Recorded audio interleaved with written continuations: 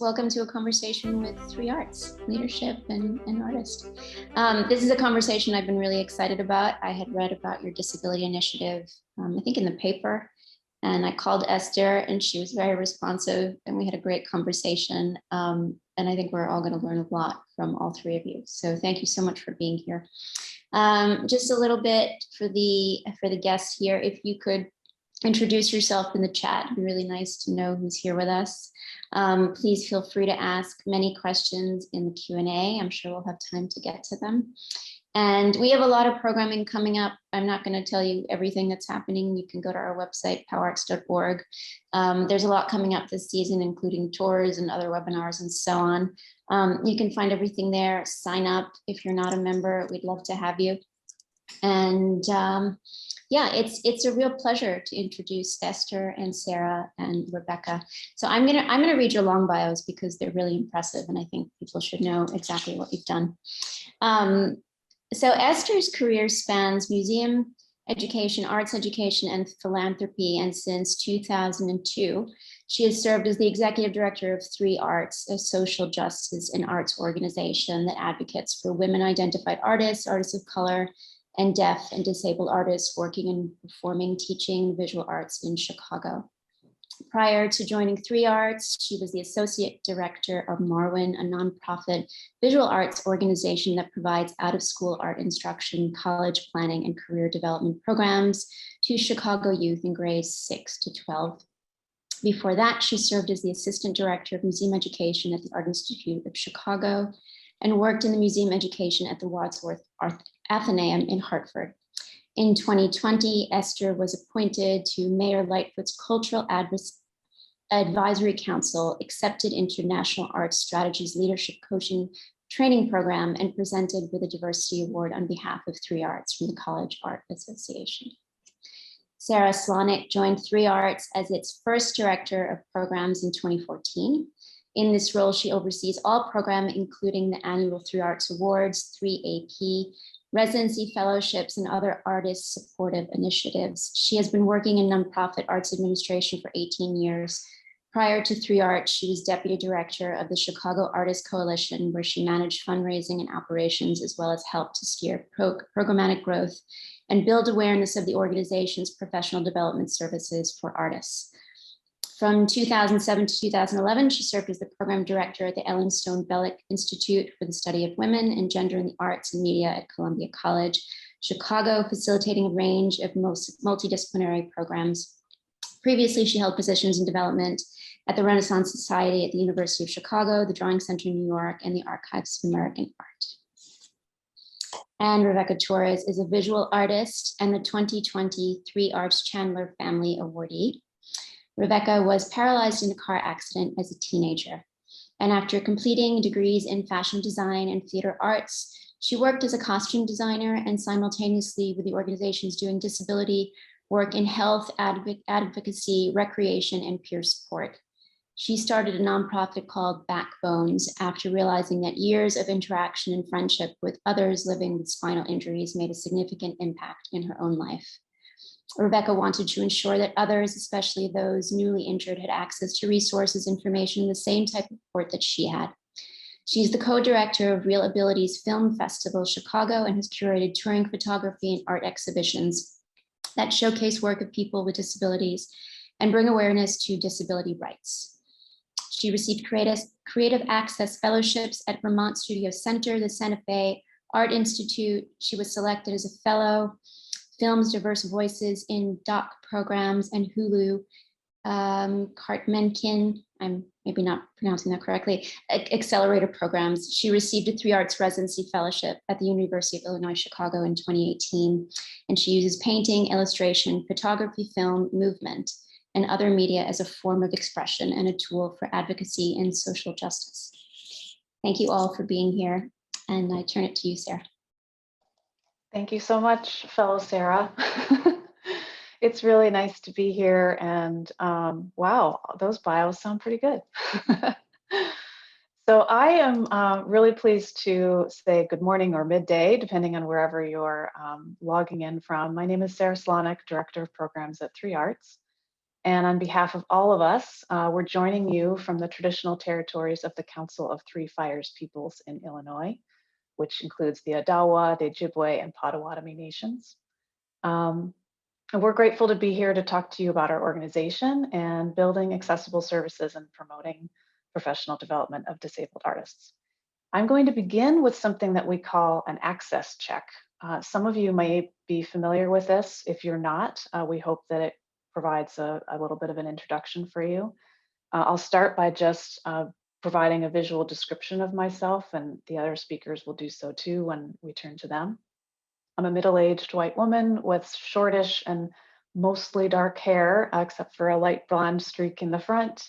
And I'm wearing a black sweater, and there's a black and white abstract photo behind me. I use the pronouns she, her, hers. We are using disability first language today, for example, deaf and disabled artists, as a positive emphasis that honors artists who center disability in their art identities and activism. Now, if we were in a physical space together giving this talk, I might next describe how the room is laid out or the extent to which it's ADA compliant, for instance, set up to accommodate wheelchairs and things like that. In doing so, though, we'd also note that compliance of that nature is the bare minimum and does not necessarily equal access or create equity. On this webinar, though, it's a different world, but we're very glad that POW Arts is set up with live captioning through Otter. Thank you very much. And during our presentations, we'll aim to use visual descriptions when we can, and that means describing anything that we're showing on screen, images and things like that, modeling what one would do for anyone blind or with low vision. And lastly, I just want to put it out there that if anyone has an excess need that is not currently being met, I hope they'll tell that in the chat, and maybe Sarah can address that, but I'm assuming we're pretty much okay at this point. Okay, so the three of us are going to talk to you for about 45 minutes, hopefully leaving about 15 for Q&A. Esther will begin by telling you about Three Arts and our residency fellowships and our newest effort called the Disability Culture Leadership Initiative. I'll then share we'll actually play a short video after that, and then I'll share more about what Three Arts strives to do in terms of centering accessibility in all that we do and things we've learned along the way. And then we'll finish by handing it over to Reveca, who will talk about her work. So I will turn it back to Esther. Thank you, Sarah and Sarah. And thank you, POW Arts, for having us here today. It's really a joy. As I'm getting ready to describe myself, I realize I look like I'm about to go play golf or something. So I wish I hadn't done this, but it's a gloomy day in Chicago. So I am wearing a kind of light blue and black herringbone checked blazer over a black t-shirt. I have short red hair. I would say I'm an upper middle-aged white woman.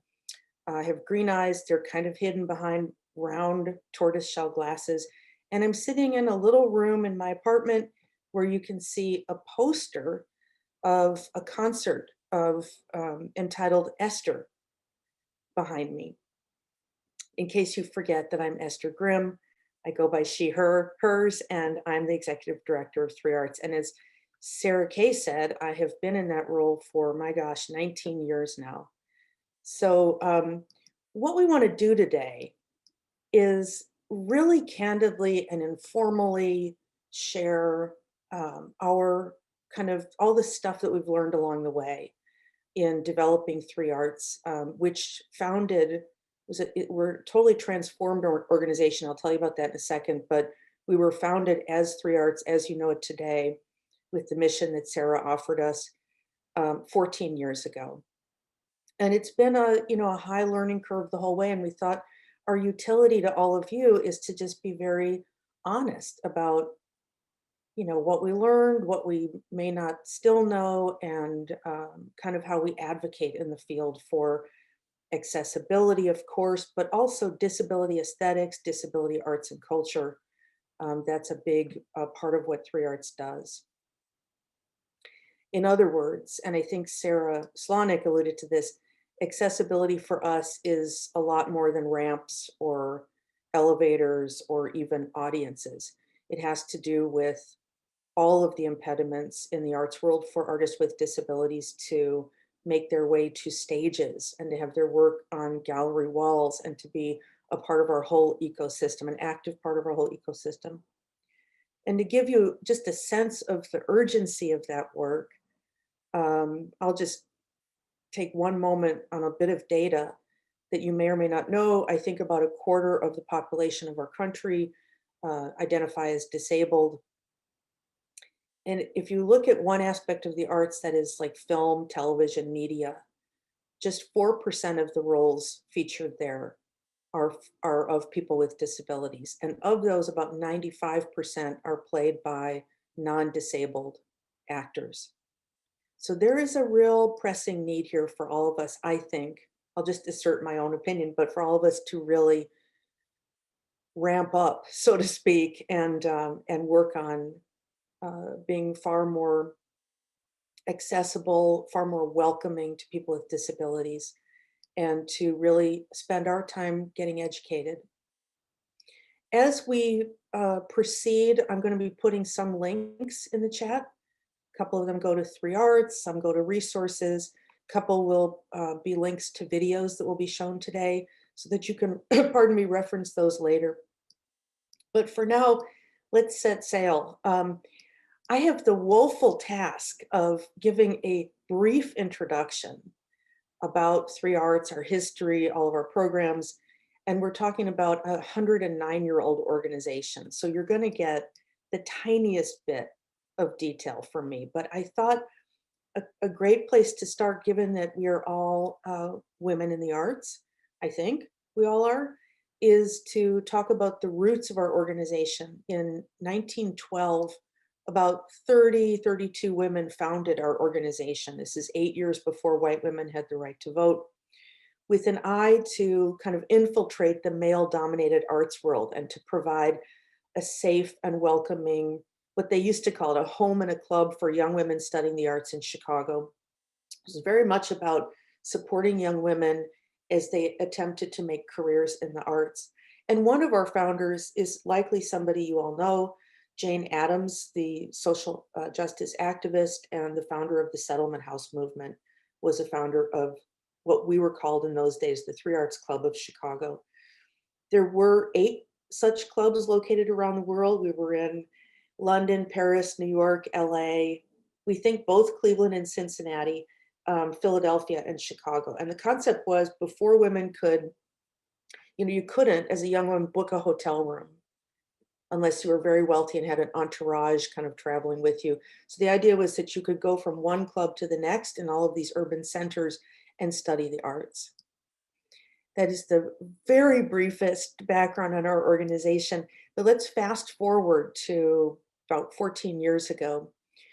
This beautiful landmark 50,000 square foot property that was the home and the club, we sold that property and we used the net proceeds to seed a new vision for 3Arts, carrying forward a lot of our founding mothers' ideas and ideals. So we still support women artists. We expanded our purview, so we also support artists of color, and we support deaf and disabled artists in the 6-county metropolitan area in Chicago. So we have very much a mission still focused on gender justice and expanded to racial and disability justice as well. Sara Slawnik, you can help me, but I think since our founding, we've supported about 1,200 artists. Yeah. Yes. And distributed, bless you, distributed somewhere in excess of about $4.5 million over time. We are a nonprofit grant-making organization and arts service organization. And one of the kind of distinguishing factors of 3Arts, I think if anybody knows who we are out there, we're known mainly for our awards program. So we have 10 $30,000 unrestricted awards that we give out each year, another 10 $2,000 awards we give out, and 3 new $50,000 awards. So there are 23 awards we distribute each year. the distinguishing point is that, usually an artist award is kind of a one-time only thing. You get it and you go off into the world. At 3Arts, when you receive an award from us, you become part of career spanning support. So once you're an awardee, we're with you for life if you want us to be. And we offer professional development programs. Sara will tell you about one of those later on. Promotion, we have project support. We support up to 20 new artworks each year. And we have a really beautiful residency fellowship program. Beautiful until the pandemic hit, and at which point it's been kind of laying fallow.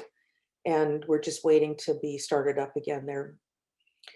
I want to backtrack just a little bit. I started going down the path of progress, but I want to stick with our mission for just a second. And I want to share something really personal with you. That there are two things I think about when I think about my own education and disability culture and in accessibility services. There are two phrases that have hit at different times in my career. And the first is that you don't know what you don't know. We've made plenty of mistakes. We've had plenty of sort of missteps along the way. But we're committed to learning all the time. We're committed to getting feedback all the time. The other is, if you build it, they will come. And that was kind of how I thought about 3Arts 14 years ago. If we establish all these programs and they're open for everyone and we have ramps and elevators and things like that, then, for example, to stick with our theme of the day, then artists with disabilities will come. Neither of those things, or I guess the first one has played out. You don't know what you don't know. That's really true. But the other, if you build it, they will come, has not played out. The arts world has been inaccessible for a long time, so there's a fundamental lack of trust that has to be really countered by building relationships with deaf and disabled artists, for example, and by being actively welcome and actively in the process of learning. So I'm going to give an example of when that, if you build it, they will come, occurred to me. I was one of two staff members. We now have a whopping 4, but one of two staff members 14 years ago, when we were designing. We have an annual 3Arts Awards event where we present all of our new awardees. We're designing that event, and I found an accessible museum theater space and wide aisles, and we had ASL interpretation and lower seat heights and a crew of volunteer personal assistants to help people in wheelchairs get to the elevators and so on. And I very confidently went to a conference to present, this idea of universal design, very proudly. And at the end of my talk, a colleague who had actually been at our awards event tapped me on the shoulder and said, "Hey, you forgot something. Last year, you featured a dance artist and you forgot audio description." And I thought, my gosh, there are probably a lot of things like that I can't know on my own. And so I really engaged with the whole Chicago area kind of disability activist community and really conscientiously sought input like that. And I think I can say that we have a pretty universally designed event today, although I'm sure there's something we could do better. So I wanted to just sort of give you those two concepts and say nobody gets it right. Language even is really squirrely. Learning about ableist language, for example, using words like, that's crazy, or we stand for something. Those things are hard to unlearn when we're raised in a culture that, as a rule, uses language like that, for example. Those are just a couple of challenges we faced in our mission. Now let me go back to those great residency programs. We've got, I think we're up to about 11 or 12 right now. The bulk of them are month-long residencies that come with airfare and $2,000 stipends, and they're all expenses paid, and they take place, we have 2 of them in France and 2 of them in Florida and one in California, one in Santa Fe, one in New Hampshire, and so on. Concept is that once you're an awardee, we want to give you a month away to take risks and experiment and work on your art. Well, after running this marvelous program for a couple of years, we realized that deaf and disabled artists in our network were not applying for those opportunities. And that's the if you build it, they will come problem, right? And so we had to reach out to a few of those artists and find out what was going on. And what we learned is that there are many artists in our network who are very uncomfortable about being far away from their own medical teams. And we, of course, had picked sites, in the mountain, in the hills of California and on an island off of Florida that were quite remote and would require a lengthy commute to get to a nearby hospital. These are also very prestigious residency programs. And when they tell you when you have to be there, that's the day you have to be there. So what happens if you wake up and you don't feel well? These are not flexible opportunities. I'm sure there's some other things, and Sarah, if I missed anything in just laying out some basic challenges, please pick up the slack, okay? So what happened? I turned to the colleague who had been most helpful in advising me on how to design our annual awards event. And she's a professor at University of Illinois at Chicago. Her name is Dr. Carrie Sandall. And I called her up and I said, Carrie, I think we have to make a customized, flexible, 3-month-long residency fellowship that has to be local. How can we do that? And there was a little pause on the phone and Carrie said, UIC will become your partner, University of Illinois at Chicago will become your partner, because Carrie had just finished working on a National Endowment for the Arts study that talked about the absolute dearth of professional development opportunities for disabled artists and deaf artists. And we thought this program could maybe help create a kind of, it's an awful word, but create a kind of professional development pipeline. And it was literally this kind of mom and pop origin that launched a program that I think is about 5 years old now. And that has expanded from 2 fellows each year to 4. Also, beginning in 2020, our fellowship program shifted and it's now operating at the intersection of race and disability. And each artist creates what they want to create. We provide accessibility services, accommodations, mentorship, faculty mentorship, and also paid teaching gigs with students on campus and public presentations and performances in our community to help these artists build audiences. I'm going overly long, as I feared I would be, so I'm going to pause there and just say, now has come the question, actually it came mid last year, of okay, we've got this really great local residency fellowship focused on deaf and disabled artists, on disability aesthetics. Where do we go from here? Where we decided to go is with something Sarah Kay alluded to earlier, the Disability Culture Leadership Initiative. It's a mouthful, so we call it the DCLI. And the idea was, could we advocate in the arts sector? Could we provide resources? Could we help fellow colleagues at arts organizations across the country actually have a place to go to locate artists with disabilities that they can hire? How do we lift, now we have this kind of residency program, how do we lift all the voices of all of those artists so that they can really be heard metaphorically in the field? And that's what our advocacy is all about. And what it consists of briefly is we're producing up to 4 videos of artist conversations each year. And these are very candid, just like today, where artists talk about their work, they talk about their challenges, they talk about what they wish would happen in the world and in the field, and really share ideas and resources. And then we have just gotten a grant, so we're developing a part of our website to create more of those videos and to house them there. So we'll create a kind of resource hub for our colleagues. We're also convening artists, and we're also, of course, continuing with the residency fellowships I described already. Now, spoken very quickly, but it's time for me to pass the baton to Sara Slawnik, which I will do now. And anything I've forgotten, please go for it. Thank you. Thank you, Esther. That was hard fought, but I think you got everything. I'm going to keep it going here, and I'm actually going to try and show you guys about a 4-minute clip from one of these video conversations that Esther mentioned from our DCLI. So bear with me as I cue this up here. And oops.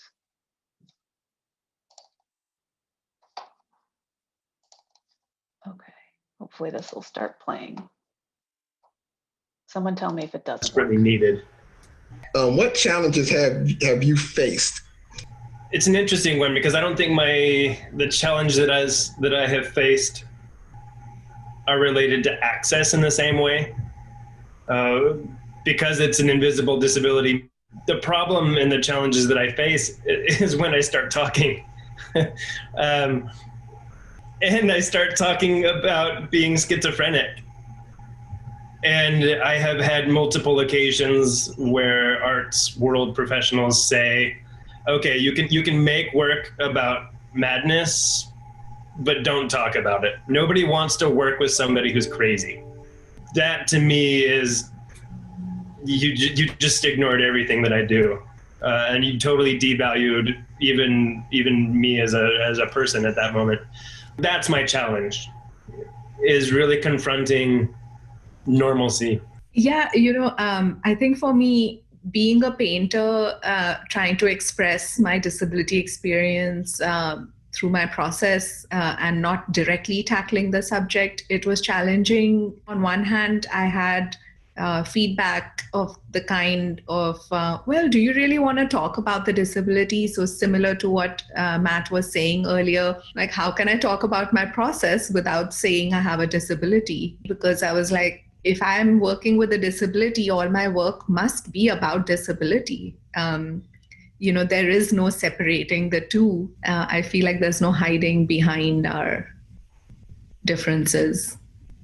So there aren't a lot of visually impaired sound artists, and a lot of it has to do with accessibility. And after decades of trying to record in the field and use these sounds for my work, I can finally do it. But there's still a ton of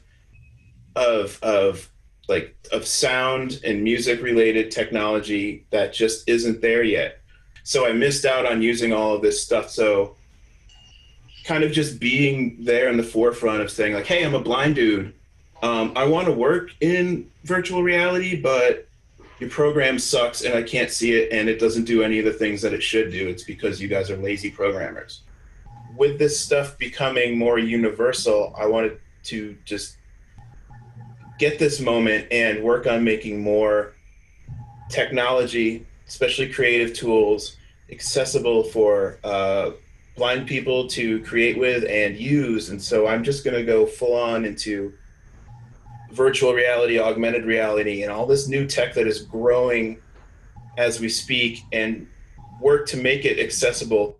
Currently, where we are with everything being remote, these museum tours are going to be virtual, and all of these things. Artist talks can go from one end of the world to the next. We can go to a gallery opening where we don't have to worry about whether we can get up those stairs or any of that sort of thing. Yes, I totally understand that as a wheelchair user. It's just like trying to find accessible spaces, especially accessible art spaces.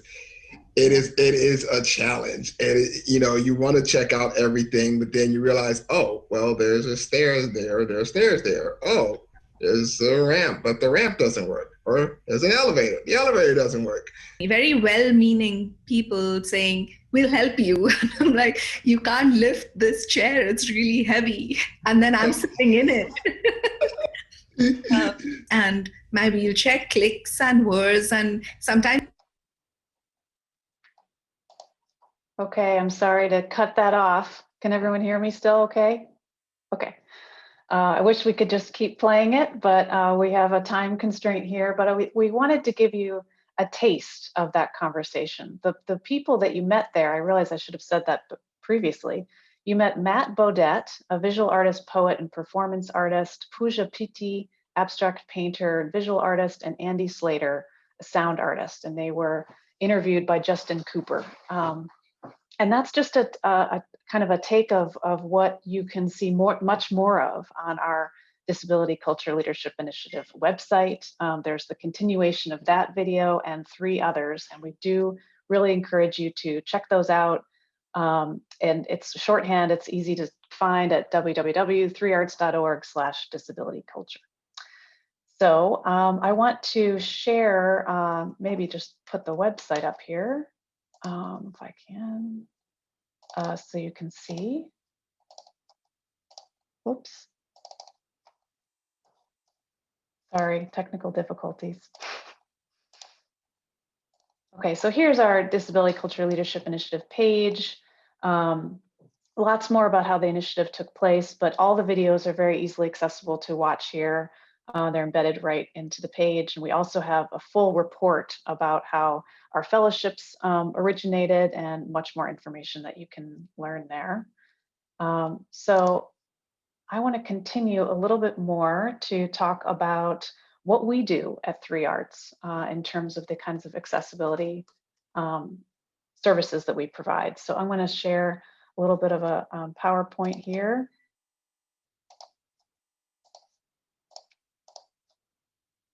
Can everyone see that okay? Okay, sorry. Can't seem to get my notes to disappear, but let's see. We'll just go it this way, sorry. This is the website that I just showed you, and I want to share a little bit about, obviously Esther mentioned 1 in 4 people in the United States have a disability, and they come in all shapes and sizes and dimensions, and some of them also, disabilities are invisible. I'd like to talk to you about what 3Arts does in terms of our access services. Most people think about things like ramps and wheelchair accessibility, which is important, but only covers one slice of it. In addition, most people only think about mobility access when it comes to audiences. And we want to take that a step further, as Esther mentioned, by advocating and highlighting the need for access on stage, behind the stages, on museum access, load-ins to galleries, things like that. So one of the ways that I want to just give a briefest of overview. We're talking about mobility access. We're also talking about access for deaf and hearing impaired individuals. So ASL interpretation is important, but not just ASL, also live captioning, like we're showing here today at POW Arts. And there's different types of captioning. There's open caption versus closed caption, and live captioning, so that when you have a live event, anything that's being spoken is being captioned on stage for everyone to see and hear. For blind and low vision people, a common mistake is to presume that everyone reads Braille, and that's not the case. It's important to provide things like audio and visual, verbal descriptions, either by professional or have speakers do that themselves. Being welcoming to things like service animals, and furthermore, people with cognitive or sensory mental health disabilities, offering things like sensory-free or relaxed programs. I'm sure some of you have heard about those. Quiet areas at a large event, scent-free environments, trained staff, things like that. And also personal assistance. So for our event at 3Arts, we have a major annual event. It's kind of our big thing that we do every year, where we're revealing the artists who received the awards that Esther talked about. So for us, this is sort of the full package. We want to, as Esther said, model accessibility to the best that we're able. And normally it's an in-person event where we pack 300 people into a beautiful amphitheater at the Museum of Contemporary Art here in Chicago. And these are just a few of the things that we offer at 3Arts. So ASL interpretation on stage, a live cart captioning, sort of similar to what you're seeing here. Audio description, we offer professional hands-out headsets to people who would like that service. All videos are captioned, wheelchair seating, personal assistants are provided, quiet area and large print programs. So we just try to like jam and model as much as we can in terms of that event.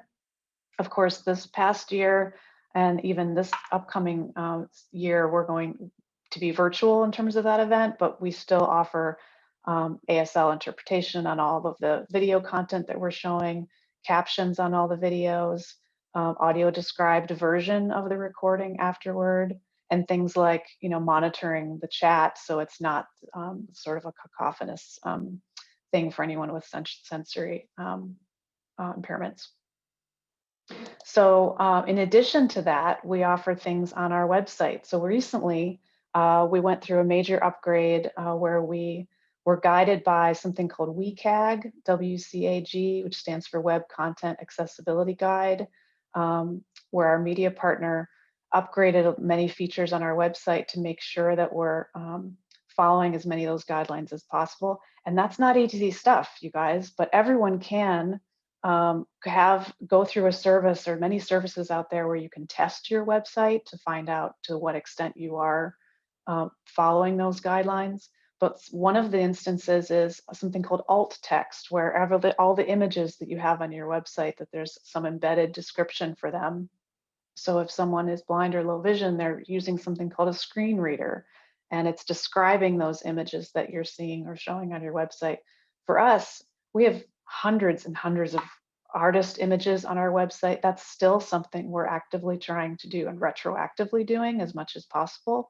We're also trying to teach the artists in our network to the importance of doing that and giving them the tools to actually write their own things alt text wise. So that's just a quick example of some of the things that we do at 3 Arts. We also offer an accessibility workshop. This is, I think, the 4th year we've done this. It's an annual workshop for 3 Arts artists intended for anyone and everyone with disabilities or without. And it covers things like Access 101 type of content, a longer version of what I'm trying to give you here, just a taste of, but also a grounding in disability art and culture.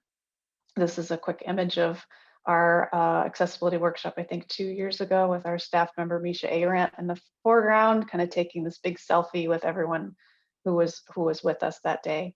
And another big part of that workshop is that we attached a micro grant to it. So any artist who attends that workshop has the ability to apply for up to a $200 micro grant from 3 Arts to then cover some of the costs of maybe bringing ESL into one of their theater performances or captioning one of their videos and things like that. So, and I wanted to just give a quick spotlight to an artist, Matt Bodette. Again, you met him in that brief video.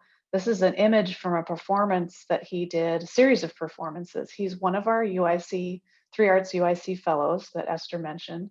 And he's attended our accessibility workshop a couple times, but one of the things that he learned from that workshop is about audio description. And for him, Matt's work, and specifically performances, it's about his experience with schizoaffective disorder and kind of trying to reduce that stigma, but also kind of give people a sense of what it feels like inside his brain sometimes, you know? So there was a bunch of different performances. During one performance, there's lots of images going back and forth. There's different kinds of audio tracks, and to have one audio description trying to capture all that was impossible. So he figured out how to do a multi-channel audio description, which not only increased the accessibility for the event, but it also actually really broadened his own work. It enabled him to more fully give an impression of what it is that he was trying to do through the performance. So that's just a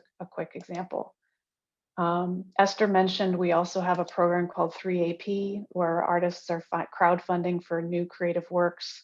We offer support for up to 20 of those projects a year. This year, we have attached or highly recommended that any of those artists who are successfully fundraise for a new work take that accessibility workshop, or if barring that they have a formal meeting with me or another 3 Arts staff member so that they can make sure that the resulting project that they got funding for has accessibility embedded in it, or that they're considering that when they're making their work. Let's see if there's next thing to cover here. I talked about Matt. I think I just wanted to close by obviously talking about the next things we have going on with our Disability Culture Leadership Initiative. We'll be filming a couple more videos with new incoming fellows, expanding the website, as Esther mentioned, and continuing to advocate as much as we can. And I guess the other important thing we wanted to mention is that, like, you know, we're trying as much as we can, but there's always more to learn.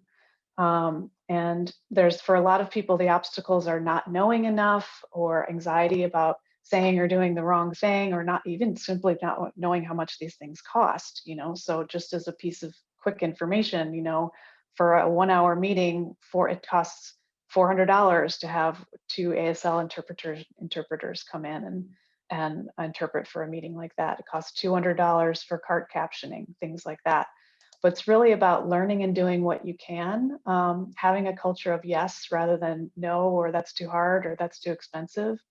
But more than anything, being really transparent about what access you do have or do offer, even if it's not 100% accessible, that at least it involves more of a welcoming atmosphere for deaf and disabled artists, because if you're not getting those kind of audiences, it might be that you haven't yet signaled that there's a lot of welcoming nature to that, or that there's options. So I think in terms of time, boy, I've tried to barrel through that as swiftly as I could, but I think I should probably turn it over to Reveca, if you're ready.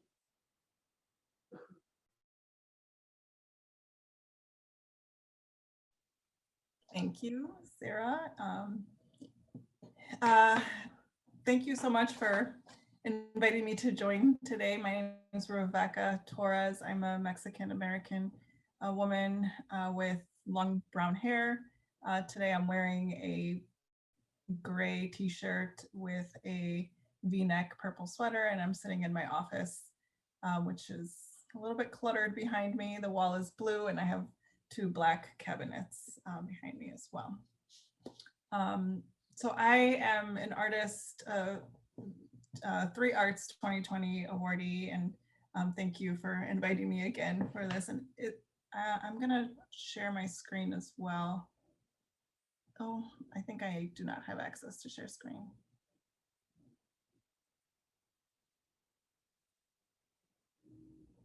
Okay, thank you. Go.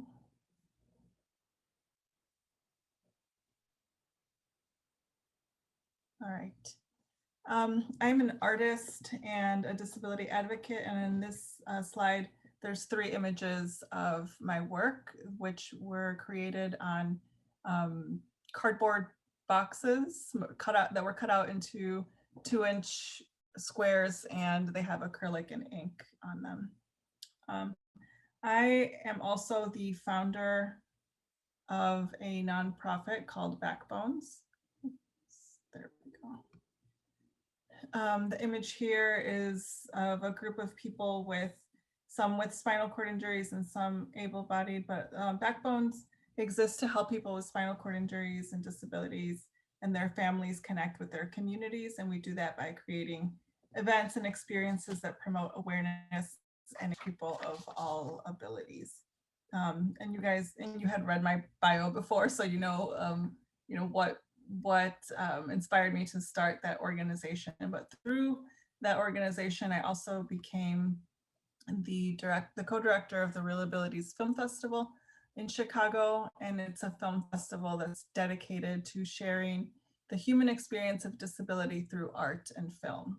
And we also make sure that all the films are paired with programming such as like workshops or panels, sometimes dance shows or gallery shows that will complement the films that we screen.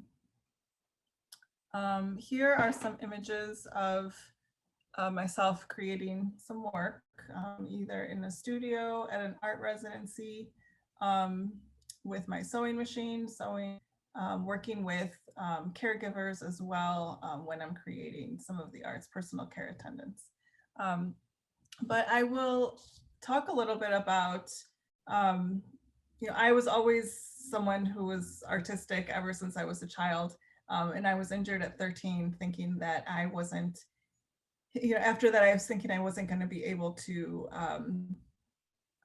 be an artist, to do creative things, because my hands, if you can see in the screen, I have limitations in my hands.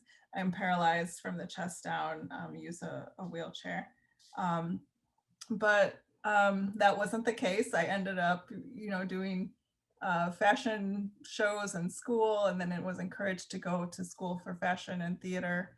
I then became a costume designer, but throughout all of it, I feel like I was trying to fit in, and I was trying to, I didn't feel like an artist really, and I was trying to keep my disability work separate from my art work.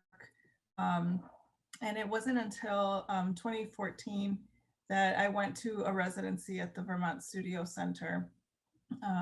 And I had seen this program promoted for people with spinal cord injuries. And it said that you could bring your caregiver as well if you needed, and they would help cover those types of costs. And of course, I was like, this is amazing. I will be able to bring, you know, to have someone with me that can help me do the work. And what a great opportunity to be able to leave and just sort of focus on artwork. I did have to figure out access. I had to call them and find out, is my area where I'll be sleeping going to be accessible? Is the studio going to be accessible? Will I need to bring my own shower chair in the bathroom? And so it was a lot of me having to ask questions. They were really great about that, you know, being transparent and providing photos and videos and whatever I requested. And then I had to find, you know, once I was accepted, I had to find a personal care attendant that would be able to travel with me and be with me for, you know, anywhere between 2 weeks to a month, which was also really difficult. I made it happen, but you know, overall, it was a really positive and great experience. And it was, you know, going into that, I talk about how I felt like I didn't belong there. Like, well, am I actually an artist that belongs at an art residency? But once I got there and I was surrounded by other artists, you know, it was an atmosphere where we would have conversations and we talked about art, and it wasn't about my disability. You know, I didn't get questions about like, why are you in a wheelchair and what's your disability? I got questions that were like, what did you work on today? What project are you doing? And oftentimes we would collaborate and we would talk, and being surrounded by the artists really impacted my work. And so when I came back from that residency, I actually met Dr. Carrie Sandel, who Esther talked about earlier. And that was when I was starting Real Abilities Film Festival, and I reached out to her to just get some information about the landscape in Chicago and film festivals. And I mentioned this residency, and she invited me to the 3 Arts Award ceremony that was coming up. That was my first interaction with 3 Arts, going to this award, and everything that Sara said and Esther said about providing access. I left that day super impressed, because I was like, where am I and who are these people that like know what they're doing? You know, they actually have access, which is, you know, it doesn't happen often when access is done well, and you don't, you know, me as the person with a disability, I don't have to seek it out or ask for it. It was just there, and it was so refreshing. And I knew from that day that I wanted to be involved with this organization somehow. In 2018 was when I did the UIC 3 Arts Fellowship or residency, and it was awesome because, you know, I got to do it from home and I didn't have to go anywhere. There was funds available for me to collaborate with other artists, to, take classes if I need to. I attended a class at UIC with a disability arts and culture class, and that was really a transformative experience for me, because in the past I had not really explored theories on disability in art, and I had my own experience, but I didn't know that that was the experience of others. And being able to put language and concepts to what I had experienced was really important for me, and really an awesome experience for me. I also got to meet local artists like Andy Slater, who was in the video that Sarah showed. He was also a fellow that during the same time, and so we were able to get to know each other and really help me realize, new ways that ways that artists are creating, and different than myself. Him as a blind artist, and then myself with a physical disability. It was just cool to get to know the way that he worked and the way that he created as well. And we have continued to collaborate on different things beyond that as well. But during this project, or this residency, I worked on my Tres Fridas project.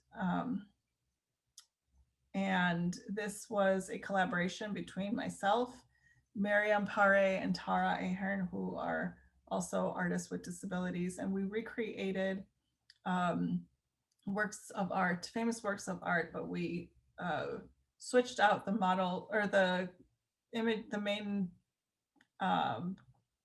image for people with disabilities. And I'll show a couple of these. Our first image that we did was Dos Fridas, which was basically the inspiration for this program, or this project. And then we did Whistler's Mother, the dance lesson. And as you can see, some of these in these images, like, we became the models. We created the costumes. Tara photographed, and Miriam recreated the backgrounds. And we used this to sort of talk about disability and some issues that people with disabilities experience. And so it was exhibited at the Bridgeport Art Center in Chicago. I'll go back to this. I think I'm going to stop sharing, but it was exhibited at the Bridgeport Art Center, and after that we were able to tour it to a couple colleges in the area, and we had other plans to tour it in 2020, as it was the 30th anniversary of the Americans with Disabilities Act, but everything was canceled, so we didn't have an opportunity to do that. And hopefully, soon we'll be able to do more of that. But I'm not sure where we are on time. I just want to say that. Yeah. I just want to say my experience has been really great, and I have felt, supported. Basically, how what Esther mentioned. It's not a one-time thing. I have felt that with 3 Arts, I have had a relationship, and it wasn't transactional, where we get funds and we do the work and we report at the end. It's something that I have felt supported throughout my work, and I hope to continue this awesome relationship with 3 Arts. Well, we'll be with you forever, whether you like it or not. I fear that we've come right up against, we've got about 5 minutes or 6 minutes left. Shall we welcome questions? Does anybody have a question they want to put in the chat?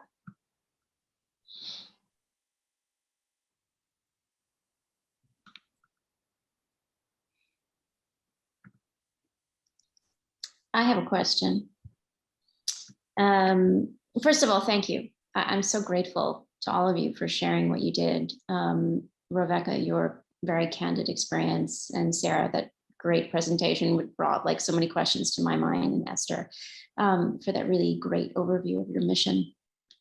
I guess the question is something that Esther and I talked about when I first contacted you, which is, you know, an organization like Power Arts. And I also noticed the participants that were here today, many of them are leaders at other organizations, both profit and nonprofit, and clearly interested in offering accessibility services to their members. So can you just tell us, you know, maybe some good places to start in just, I mean, obviously you're a great resource and you've been very helpful to me, but I'm just, you know, some of the things that we can start to think about as organizations that are interested in offering services. Just some easy places to both start, to both learn. Anything you want to share would be super helpful. Well, I realize I forgot to tell you we have a whole section of this on our website. So I'm actually going to show you really quickly, just because it might help to give you a little bit of a visual. But we've assembled all this information as best we can. So if you go to 3arts.org and you click on resources up in this corner, it'll take you to a bunch of different pages, but the one we're talking about right now is accessibility. So we have a lot of information about what we offered at our event, but more importantly, things that you could use. So a lot of this is Chicago specific, but not necessarily. So, but be aware that some of this stuff is going to be Illinois and Chicago. But anything from like transcription services to video captioning, a bunch of live links to organizations that you can just learn about disability culture, the community, anything. So I would say that's the first thing I would say, that we hope that this information is useful to any of you. It's still a work in progress, so I'm sure there's stuff that we're missing. And if you guys know of anything that you think we should add on to there, I hope you will. But I hope that is a little bit of a starter for you, for many people. I would add to this that sometimes it's where there's a will, there's a way. I think I'm full of aphorisms today, weirdly. But for example, you know, when we didn't have a budget to pay for, we produced like 24 videos a year or something like that. And we didn't have a budget really to pay for all of those to be captioned, and we use open captioning. You know, it's really Sarah who like sits at the keyboard and transcribes when our videos are in the final edit. Sarah does that. So there's a way to do it where if you've got time, if you've got the will, you can do stuff like that. I think there's some interesting things that may or may not help, but one of our goals in providing as much accessibility services as possible is so that, you know, there's a problem when people have to ask for something, when they're treated as special or different. And so I think whatever you can offer is a step in the right direction. Maybe it's ASL interpretation, which is a great way to signal to an audience, whether it's online or live, that you're thinking about disability, about access, or maybe it's captioning. If you're in dance and performance, you might think about audio describing. At the very least, and Sarah, you brought up some of this, but regarding websites, you know, a lot of websites almost strobe, or their images move very quickly. Even just like slowing that down, or kind of diving into your website and looking for high contrast. There are lots of other technical stuff to talk about, but those are good places to start too. And I would say, in my opinion, starting anywhere is the right place to begin.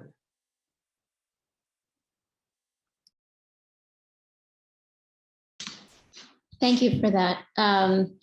Yeah, I was really pleased that we introduced closed captioning today. And it was relatively simple. I was quite, you know, afraid, as I am of most things related to technology, how is this going to be done? But it was very relatively simple, and I'm really delighted that we'll offer this now. And I think the website's an interesting thing to think about. When I was looking at your presentation, Sarah, the WCAG section really caught my attention. And I think that's something that we'll be looking into for PowerArts as well. So thank you for that. I did notice, I mean, we've gone over, if nobody minds, just a few more minutes. I saw there was one question in the chat, which was a request to hear a little bit more about disability, aesthetic, and contemporary art, and where you see that headed in the future. Reveca, is that something you'd like to address? I know you think about disability aesthetics in your work.